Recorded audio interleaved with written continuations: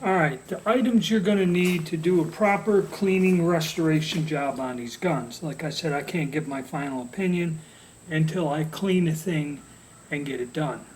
So, this is what you're going to need. Now, I made a video that I put up before this about the cleaning rods, jags, and the brushes. Good set of that. It'll come in handy when we do the final cleaning of the bore or cleaning the bore. One thing you should get, again, this book, Disassembly of Firearms. It's well worth the money. These two rifles are in there. It gives you step-by-step instructions on how to disassemble the gun, reassemble it, both the gun itself and the bolt. Now, Carcano ain't that big of a deal, nothing special in there.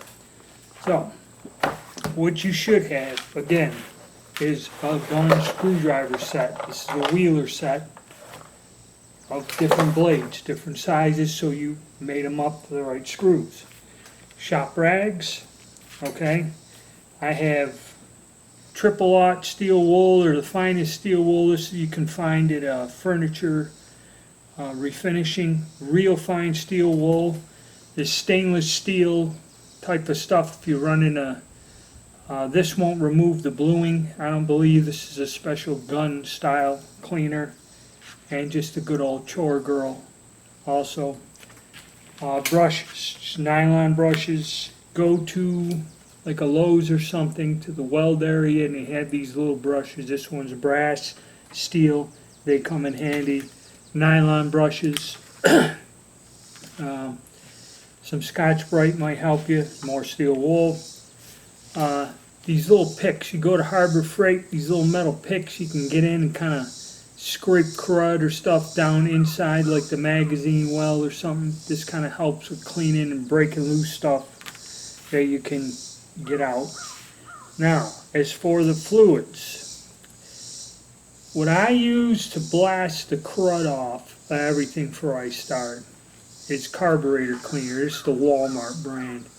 And what it is just acetone in a pressurized can with a little nozzle, and it helps you blow the bore out the inside of the receiver and that, and it kind of helps wash it. Then you scrub it with something like this, and then hit it again and flush all the crud right out. Okay, and it will melt through cosmoline and grease. You know, if it's heavy cosmoline, that's a little bit different. But these things ain't cosmolined up. They don't have a thick coat of cosmoline on there.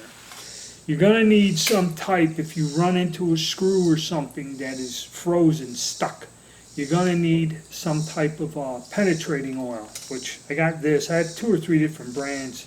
I like liquid wrench, but I got this here. This says stops squeaks, protects metal, loosens rusted parts, like a generic form of WD-40. That'll work. That's penetrating fluid. Gonna need bore cleaner, okay? After you get the junk out of the bore, then you're gonna need some bore cleaner, brushes, all that other stuff.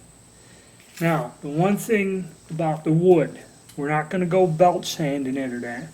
Go and cut up old cotton cloth t-shirts. Cut up cotton, get some cotton cloth or cotton rags of some sort, and go to the grocery store and get olive oil. And this is how we're going to try to clean and treat the stocks, is with this. No stripping, no belt sanders, no grinding, no varnish remover, nothing.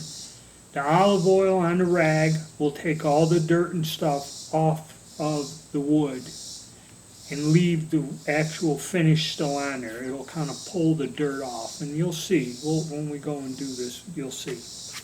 So that's kind of a quick checklist, and I think I'm going to go into, and I'm going to start working on one of the guns in the next video.